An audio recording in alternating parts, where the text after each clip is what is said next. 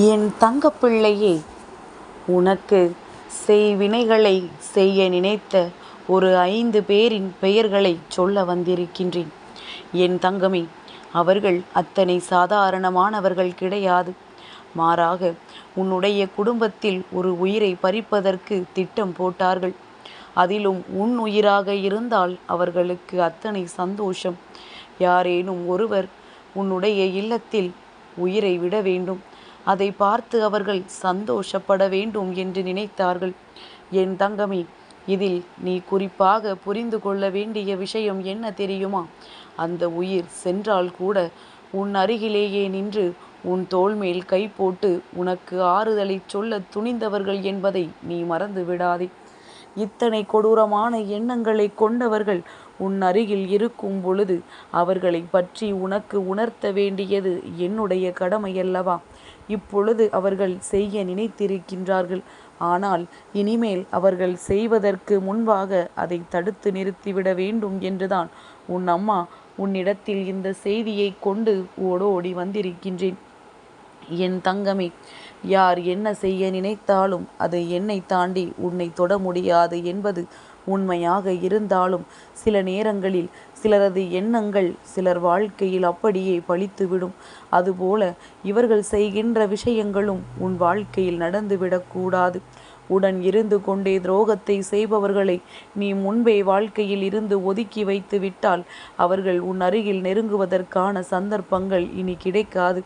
என் தங்கமே, 5 பேர் சேர்ந்து ஒரு குடும்பத்தை அழிக்க நினைக்கிறார்கள் என்றால் அவர்கள் ஒரு குடும்பத்தை சார்ந்தவர்களாக மட்டும்தான் இருக்க முடியும் என்பதை உன்னால் உணர முடிகின்றதல்லவா? என் தங்கமே, உன்னுடைய குடும்பத்தை சார்ந்தவர்கள், அதாவது உன்னுடைய தாய் வழியோ தந்தை வழியோ, இரண்டில் ஒரு வழியில் இருக்கின்ற ஒரு குடும்பத்தினர் உங்கள் மீது அதிகபட்சமான கோபத்தோடு இருந்து கொண்டிருக்கின்றார்கள். இந்த கோபம் நீங்கள் அவர்கள் மீது பட வேண்டியது. ஆனால் அப்படியே மாறாக அவர்கள் உங்கள் மீது பட்டு கொண்டிருக்கின்றார்கள்.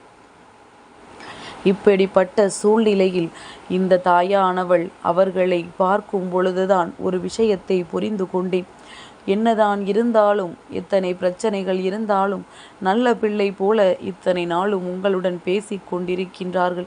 ஆனால் அவர்களினுடைய கண்களில் உண்மை இல்லை. அவர்களின் வாயில் எப்பொழுதுமே உன்னோடு பேசும் பொழுது ஒரு தடுமாற்றம் இருந்து கொண்டே இருக்கின்றது.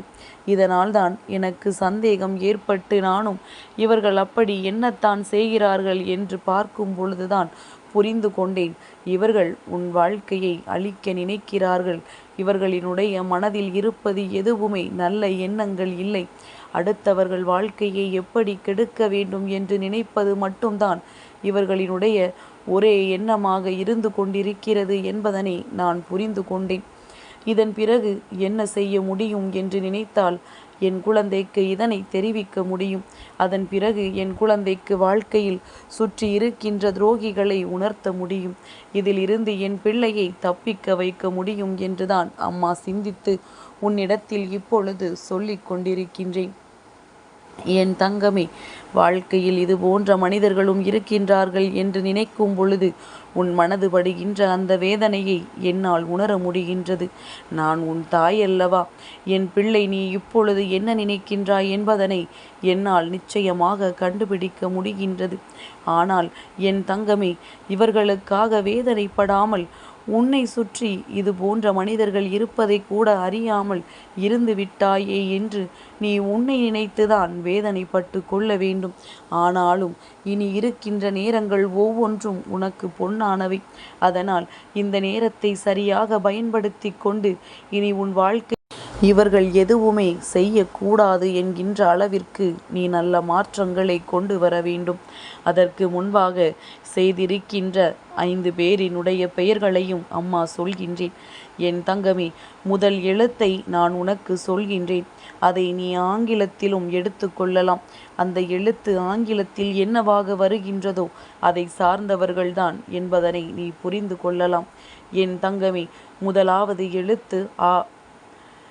என் குழந்தை, இந்த எழுத்தை கொண்டவர்தான் பிரச்சனைக்கு முதன்மையான காரணம். அது மட்டுமல்லாமல் இவர்களோடு சேர்ந்து இன்னொருவரும் இந்த பிரச்சனையை மிக முக்கிய பிரச்சனையாக ஆக்கியிருக்கின்றார்கள். நான் 4+1 என்று எழுதியிருப்பதில் அந்த 1வது நபர்தான் பா என்ற எழுத்தை கொண்டவர். அதாவது ஆங்கிலத்தில் உனக்கு சொல்ல வேண்டும் என்றால் பி என்ற எழுத்தை நீ எடுத்து கொள்ள வேண்டும். என் தங்கமே, இவர்தான் அந்த 1.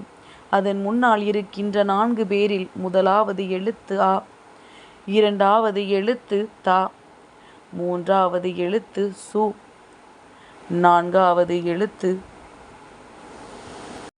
கோ.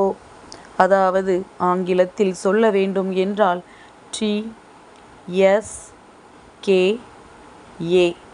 இவை 4ம் ஒரு சாரார்கள். இவர்களோடு இணைந்தவர்கள்தான் அந்த பி.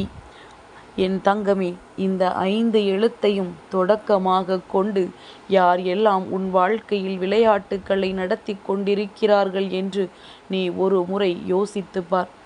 என் தங்கமே, குறிப்பாக இதில் அத்தனை பேருமே உடன் பிறந்தவர்களாக இருக்கலாம், அல்லது 2 பேர் 3 பேர் சேர்ந்து ஒவ்வொருவரும் தனித்தனியாக உடன் பிறந்தவர்களாக இருக்கலாம். அம்மா சொல்வது புரிகின்றதா?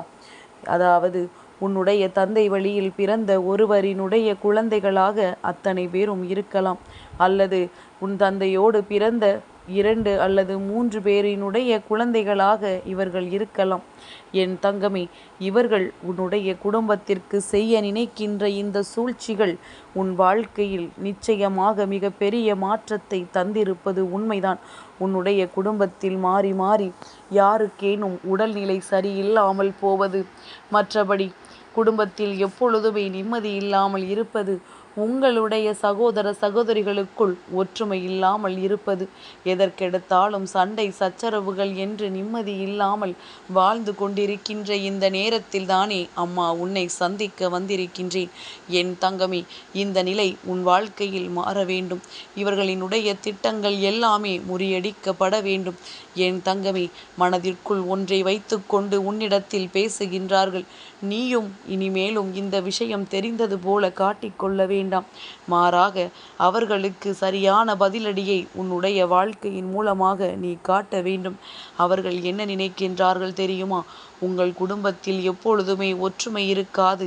எல்லோருமே எப்பொழுதுமே வாழ்க்கையில் ஏதாவது ஒரு அடிபட்டு முன்னேறாமல் அப்படியே தான் இருப்பீர்கள் என்று அவர்கள் உங்களை பற்றி நினைத்து கொண்டிருக்கின்றார்கள்.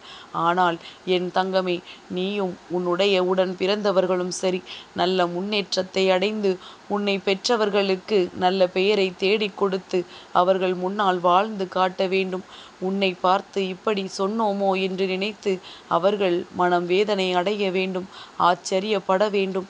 உன்னுடைய முன்னேற்றத்தை கண்டு அவர்கள் நிச்சயமாக வயிற்றெரிச்சல் படத்தான் போகின்றார்கள். ஆனால் சில நாட்களில் இது எப்படி மாறும் தெரியுமா? உன்னிடத்தில் கையேந்தி நிற்க வேண்டிய நிலைமை ஒரு நாள் அவர்களுக்கு வரும். என் தங்கமே, அடுத்தவர்கள் குடும்பத்தை கெடுக்க நினைத்தவர்கள் நாளை அவர்கள் பிள்ளைகளால் நடுத்தெருவிற்கு வருவார்கள் என்பதில் எந்த ஒரு மாற்று கருத்தும் கிடையாது. இன்னொருவரின் வாழ்க்கையை அழிக்க நினைப்பவர்கள் தன்னுடைய வாழ்க்கை அழிந்து போகும் என்பதை மறந்து நிற்கின்றார்கள். என் தங்கமே, இனிமேல் இதையெல்லாம் நீ கருத்தில் கொள்ளாமல் எந்த சூழ்நிலையிலும் யார் உன்னை பார்த்து என்ன நினைத்தாலும் அவர்கள் முன்னால் வாழ்ந்து காட்ட வேண்டும் என்பதை பற்றி மட்டுமே நீ சிந்தித்தால் போதும். 1 நாள் 2 நாள் காரியம் கிடையாது. பல நாள் வாழ்க்கையில் உனக்கு அவர்கள் செய்ய நினைத்த துரோகம் அல்லவா? அவர்களினுடைய எண்ணங்களின் வீரியம் அதிகமாக இருக்கின்றது. இனி அதற்கெல்லாம் எந்த வேலையும் இல்லை என்கின்றபடி இந்த வராகியின் துணை கொண்டு அவர்களை நாம் அழிக்கப் போகின்றோம். அழிப்பது என்பது உயிரை எடுப்பது கிடையாது. அவர்களுக்குள் நல்ல எண்ணங்களை கொடுக்கப் போகின்றோம். உன்னை நிச்சயமாக அவர்கள் மனதிற்குள் நல்ல எண்ணங்களோடு சிந்திக்க வேண்டிய சூழ்நிலையை உருவாக்கப் போகின்றோம். அடுத்தவர்களுக்கு கெடுதல் செய்தால் நமக்கும் நம்முடைய எதிர்கால சந்ததிகளுக்கும் பாதிப்பு ஏற்படும் என்பதனை அவர்களுக்கு புரிய வைக்கப் போகின்றோம்.